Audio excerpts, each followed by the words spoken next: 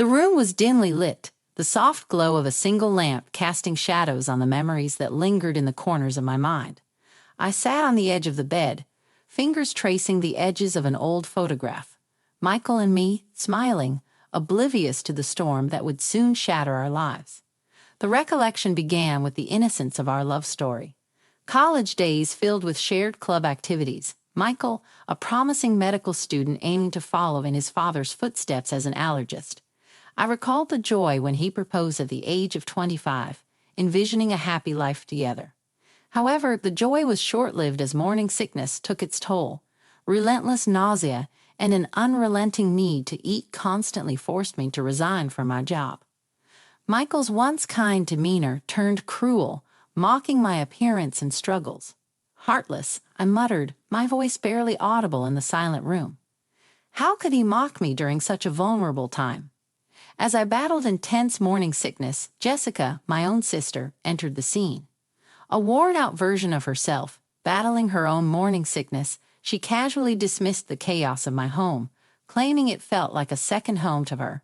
In an attempt to divert my mind from the pain, I shared my excitement about the baby, hoping for solace in the presence of family. I keep thinking about dressing up and going shopping together someday, I told her, a glimmer of hope in my eyes. Does Michael know it's going to be a girl? Jessica responded with unexpected coldness, a meaningful smile playing on her lips. Michael is still a rookie doctor, but he'll eventually take over the family clinic. Poor Michael, having you as a clinic director's wife. Her words cut through the air like a knife, and I tried to dismiss her comment, but the sting lingered. Jessica's sharp tongue, laden with occasional sarcasm, hit hard, leaving me feeling more disheartened than ever. Sisters are supposed to support each other. I muttered to myself, the bitterness of betrayal hanging heavy in the air. Days turned into weeks, and the turmoil escalated. One fateful day, Michael returned home, finding the chaos that morning sickness had wrought. "What's happened to this place? It's a mess," he remarked, his laughter echoing through the room. "I've been too sick to clean up," I explained, vulnerability in my voice. "You're not working, and you've put on so much weight. You're like a pig who's given up," he cruelly remarked, his words a dagger to my already wounded heart.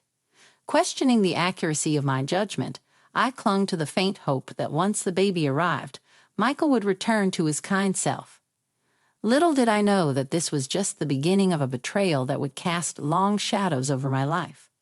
In the dim room, I whispered, shadows of betrayal that refused to fade. The aftermath of that cruel day lingered, casting a somber pallor over my life. As I navigated through the relentless morning sickness, the weight of betrayal settled on my shoulders like an unshakable burden. Chapter 2 unfolded with a bitter taste of false hopes and wounds that seemed to resist healing. The white walls of my home mirrored the void that had replaced the once vibrant happiness Michael and I had shared. Constant snacking on pastries and snacks became my refuge, a feeble attempt to drown the sorrow that permeated the air. As I struggled with my unrelenting morning sickness, I clung to the hope that the impending arrival of our child would breathe new life into our strained relationship. But Michael's cruelty persisted, his mocking laughter an ever-present echo in my mind. Can't he see my pain? Can't he understand the toll this is taking on me? I whispered to the empty room, seeking solace in the silence that enveloped me. One day, my sister Jessica paid a visit, seemingly indifferent to the chaos around her. In the midst of my discomfort, I extended an apology for the mess, hoping for a distraction from the turmoil within. "That's fine. I'm used to this place, like a second home," Jessica casually responded, her tone devoid of empathy. Desperate for a diversion, I initiated a conversation, sharing my dreams of dressing up and going shopping with the anticipated baby girl. Jessica's response, however, was a stark departure from sisterly warmth. "Wow, I didn't know you were thinking about things like that. Does Michael know it's going to be a girl?" Jessica's words dripped with icy disdain, her smile holding a hidden agenda. "Yes, I shared the news with Michael," I replied, a sense of pride in my voice. "That's right," Jessica sneered, her meaningful smile sending shivers down my spine. "Michael is still a rookie doctor, but he'll eventually take over the family clinic. Poor Michael, having you as a clinic director's wife. Attempting to dismiss her cutting comment, I found myself grappling with the sharpness of Jessica's tongue. Sorry, I just slipped into my usual mode, she said, waving off the tension with an air of nonchalance. As I hesitated, contemplating whether to share my concerns about Michael's late nights and distant behavior, Jessica shifted the conversation back to her usual smile. Anything bothering you lately? I took a deep breath, mustering the strength to voice my struggles. Well, Michael's been coming home late. He's a doctor, so it's unavoidable. But he seems to be at the hospital all the time, even on weekends. We hardly have time to talk these days. Jessica's response was a calculated smirk, an unsettling recognition of the turmoil I faced. Well, it's no surprise considering someone like you claims to be a doctor's wife. The room fell silent, the weight of unspoken grievances hanging heavy. Little did I know that these wounds would remain unhealed, festering beneath the surface as the shadows of betrayal deepened in Chapter 2. Life, it seemed, had a penchant for presenting challenges in the most unexpected ways. As the relentless march of time carried me 5 years into the future, I found myself facing yet another chapter of turmoil, a chapter defined by audacious demands and the echoes of past betrayals. Jessica's audacity knew no bounds. In her world, deception was a game, and she played it with a cunning finesse. The email arrived like an unwelcome ghost from the past, haunting the peaceful life I had worked so hard to rebuild. A baby is born. I'm expecting a $6,000 baby shower gift. I read and reread the words, each line cutting deeper than the last. The wounds of the past were not merely scars. They were open sores, susceptible to the slightest touch. How could Jessica, the architect of my pain, demand such a lavish gift? John, my pillar of support and newfound love, noticed the change in my demeanor. Concern etched across his face, he asked, "What's wrong, Naomi? You look pale." "Oh, John, it's a message for my sister." "She had a baby," I replied, my voice a fragile whisper. "The sister who married your ex-husband, Michael?" John's eyes reflected a mix of surprise and disbelief. "Yeah, I don't want to see her face or hear from her. Plus, she's asking for a $6,000 baby shower gift." I confessed, the bitterness of the situation apparent in my words. John's expression shifted, and a thoughtful gleam entered his eyes. "Wait, this Jessica Smith, the name, you know her?" "I didn't mention her when we filed the key file. Is it okay if we visit your sister Jessica 2 weeks from now on Sunday? We both have the day off, and I'd like her to meet my parents and cousins too." "Why?" "I heard your ex-husband Michael is famous for allergy treatment, and my family has a history of allergies. I thought we might get some good advice." With a resigned sigh, I agreed. Jessica loves being the center of attention, so she'll probably be fine. As the day of the visit approached, anxiety brewed within me like a storm. I couldn't shake off the feeling that this encounter would unearth more than I bargained for. John, however, seemed resolute, his calm demeanor belying a plan I was yet to comprehend. The day arrived, marked by a mixture of anticipation and dread. We stood at Jessica's doorstep, a threshold to a confrontation I never thought I'd face. Little did I know, Chapter 3 would unfold with audacious demands, unraveling the threads of deception and setting the stage for a reckoning that awaited in the shadows. The air hung heavy with tension as John and I crossed the threshold into Jessica's world, a world built on deceit and audacious demands. The elegant facade of her house betrayed no hint of the storms brewing within. "Long time no see, Jessica," John remarked, attempting a cordial tone, though his eyes betrayed a keen awareness of the underlying tension. "Of course. I was worried about my first child's birth, but it all worked out in the end," Jessica replied, her smile hiding a sinister undertone. I felt a subtle shift in John's demeanor, a prelude to the revelation he had hinted at. "Jessica, you look happy," he remarked, probing beneath the surface. "Why wouldn't I be? I have a beautiful child now," Jessica declared with a self-satisfied smirk. As Jessica led us into her meticulously decorated living room, I couldn't help but wonder if the outward opulence mirrored the emptiness within. The moment felt surreal, like a scene from a twisted play where the actors wore masks of normalcy. John, ever perceptive, seized the opportunity to steer the conversation toward the heart of the matter.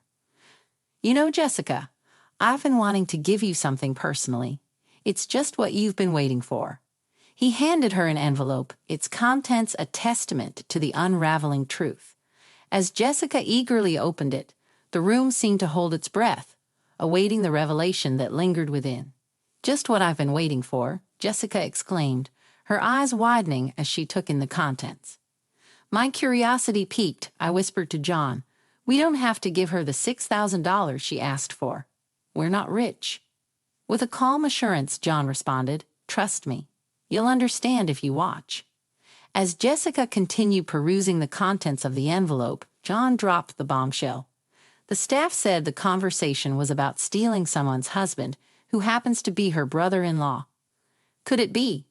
Silence hung in the air, pregnant with the weight of revelation. Jessica's expression hardened, and her attempts to deny the accusations faltered. "I don't know anything about this." John, unfazed, continued, "Mr. Michael Smith himself and his parents are valued customers with an external sales card contract. However, the amount mentioned here needs confirmation."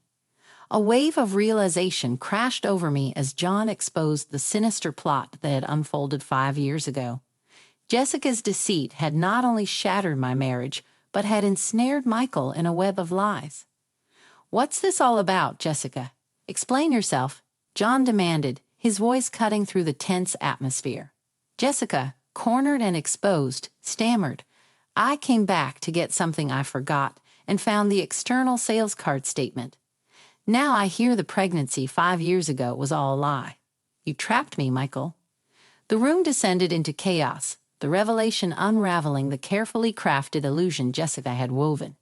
In the midst of the turmoil, I couldn't help but feel a strange mix of vindication and sorrow, as the shadows of betrayal gave way to the light of truth. The aftermath of John's revelation hung in the air like a heavy storm waiting to break.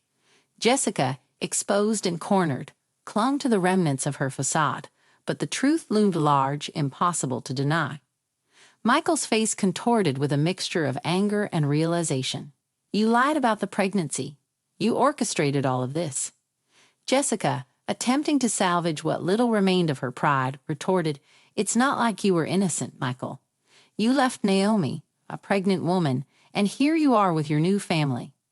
Michael, perhaps for the first time seeing through the manipulative tactics, shot back, "You played me, Jessica. Used me. And now it's all unraveling." The room became a battleground, the revelations tearing through the carefully constructed walls of deception. Relatives who had come with expectations of medical advice from the renowned allergist now found themselves witness to a family drama they hadn't bargained for. John, his voice steady amidst the chaos, addressed Michael, "We'll handle the rest through a lawyer. This deception needs to end." Jessica, sensing the loss of control, attempted to deflect blame. "Support us, Michael.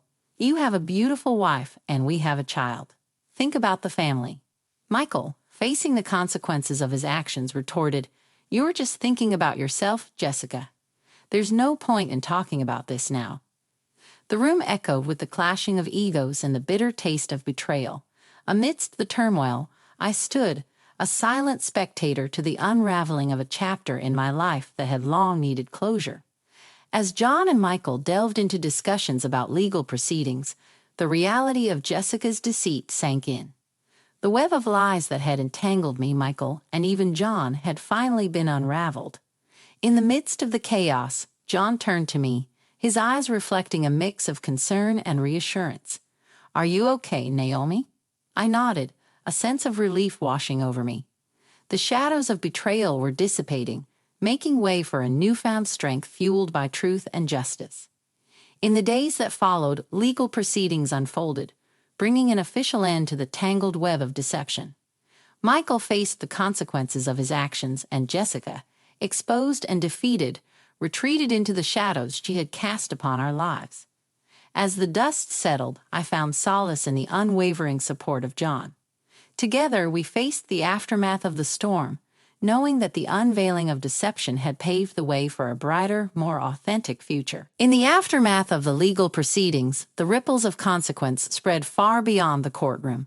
The once respected medical practice of Michael Smith faced the harsh reality of damaged reputation and crumbling patient trust.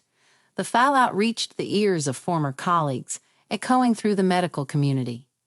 Michael, stripped of the veneer of success, faced not only professional repercussions but also personal isolation.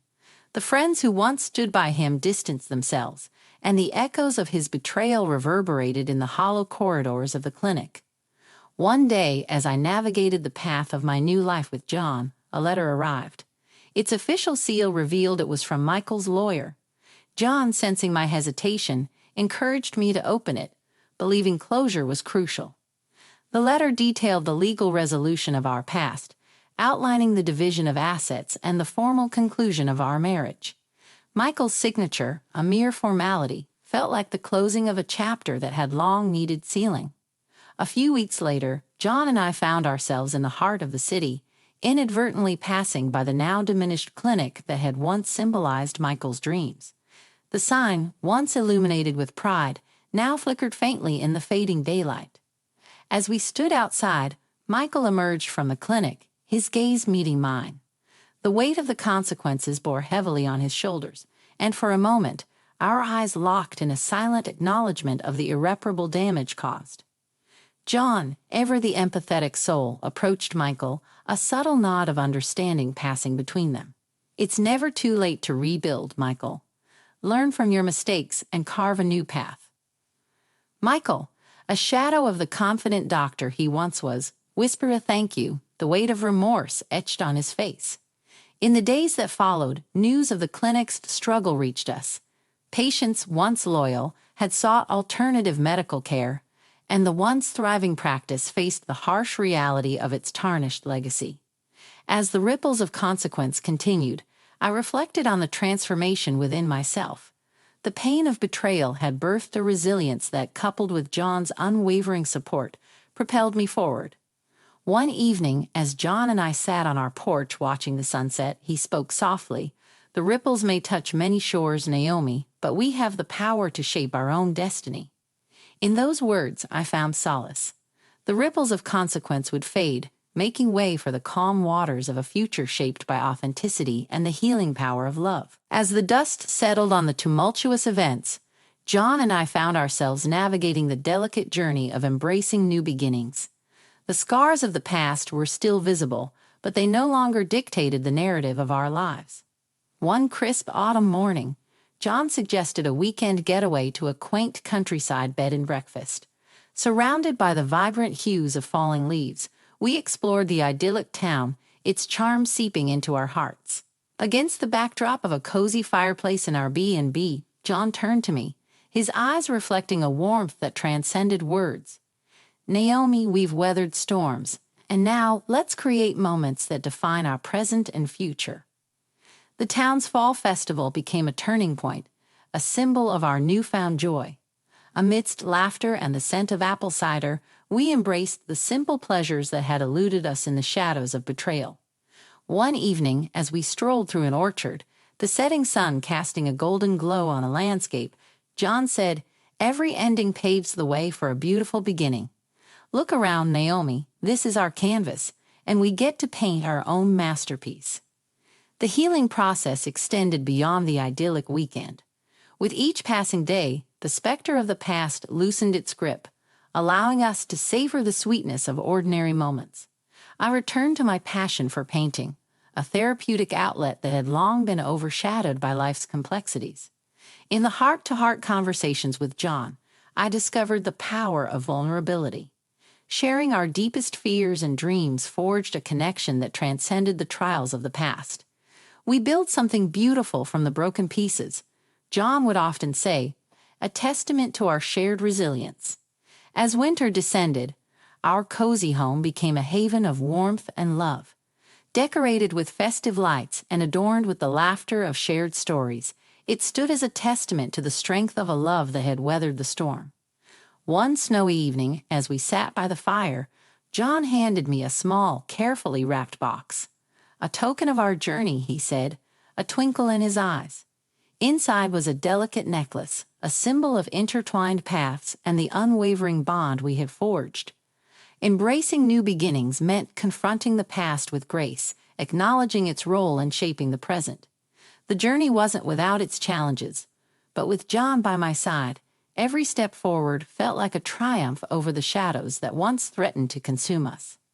In those quiet moments, as snowflakes danced outside our window, I whisper a silent gratitude for the gift of a second chance, a chance to rewrite the story of love and resilience. The final chapter of our story unfolded against the backdrop of spring, a season symbolic of renewal and hope. John and I had traversed a tumultuous path, and the scars of betrayal had transformed into badges of resilience. As the cherry blossoms painted the town in hues of pink, John and I decided to revisit the place where our journey had taken an unexpected turn, the quaint cafe where Michael and I once shared dreams and aspirations. The familiar chime of the cafe's door brought a flood of memories. We chose a corner table bathed in sunlight, a silent acknowledgement that this was not just a casual outing, but a deliberate act of closure. Over cups of steaming coffee, John gazed into my eyes. "Naomi, this is where we reclaim our narrative. The past doesn't define us, it's merely a chapter in our book." I nodded, appreciating the significance of the moment. The cafe, once tainted with the bitterness of deceit, now echoed with the laughter of a couple who had emerged stronger on the other side. As we lingered in the fragrant air, a voice interrupted our reverie. "Naomi, is that you?" The voice belonged to Lisa, an old friend from college who had witnessed the twists and turns of my journey. With a warm embrace, Lisa expressed genuine happiness at seeing me in a place that held shared memories. John, ever gracious, extended a friendly hand. "I'm John, Naomi's husband.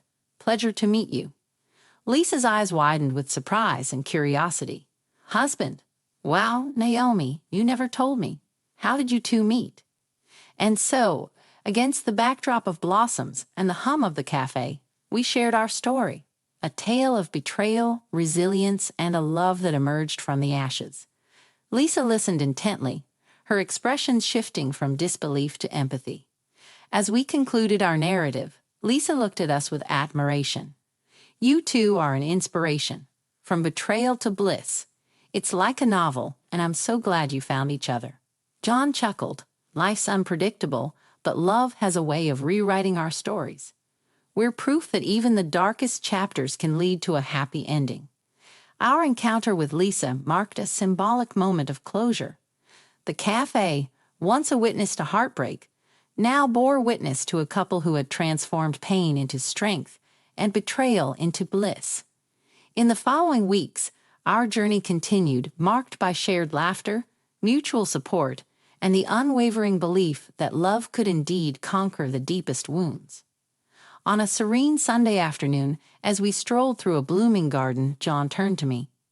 "Naomi, our story is a testament to the fact that love is not just a fleeting emotion. It's a resilient force that can withstand even the darkest of shadows." I smiled, grateful for the man by my side and the love that had blossomed from the ruins of betrayal. The journey from the shadows of deception to the embrace of bliss had been arduous, but it was a journey that had shaped us into a couple who understood the true essence of love, a force capable of turning even the darkest past into a beautiful present.